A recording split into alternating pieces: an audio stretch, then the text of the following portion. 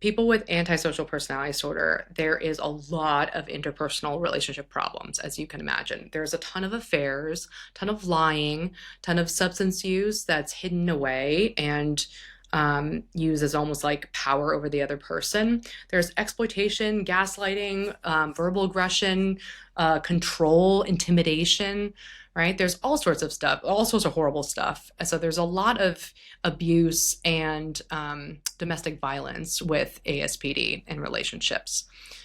But it's especially confusing when someone with ASPD has some social intelligence and the ability to charm and manipulate.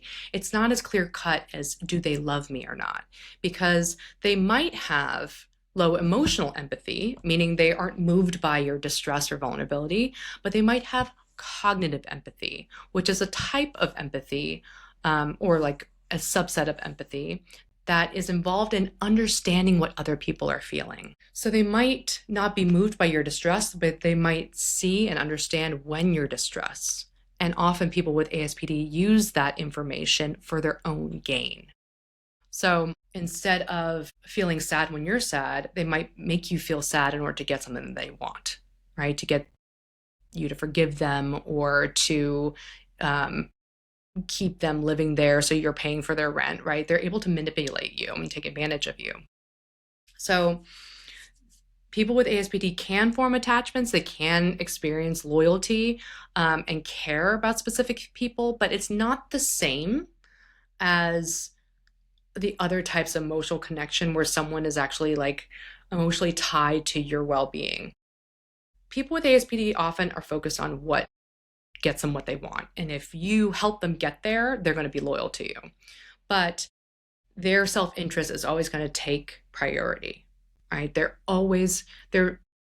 just because they care about you or they're loyal to you or even understand what you're feeling, it doesn't mean it's going to stop them from lying to you or having an affair or using you for money, right? So I think that the expectations have to be different. It's like understanding that this person is like laser focused on the goodies and they will do whatever it takes to get those goodies. And their care for you, like with other people, their care for you won't stop them from that, won't hold them back or make them think twice about it.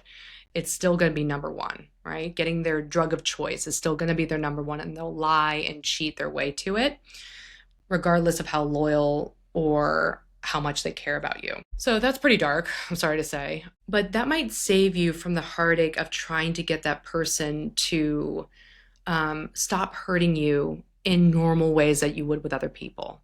So if someone lies to you or cheats on you behind your back, you can appeal to the emotional connection. You could be like, that really hurt me. Did you know that what you did really hurt my feelings? That's not okay with me. You should feel bad about that, right?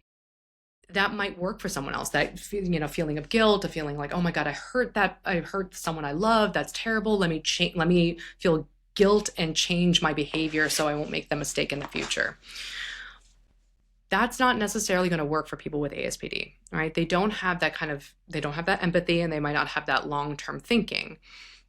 So even getting them to see or understand why they hurt you or that you're hurt might not sway them. Like in the moment, if they think, oh, them breaking up with me or them being upset with me might compromise what I want, they might actually act sad and remorseful. But you can see if they actually change their behavior or if they are, just doing it to manipulate you, right?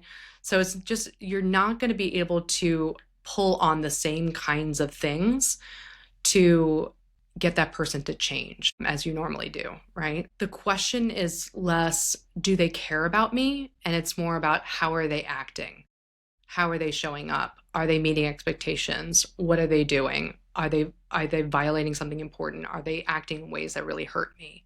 So focusing on how they're treating you versus how they think and feel about it and why they're doing it, right? I mean, that goes across everything.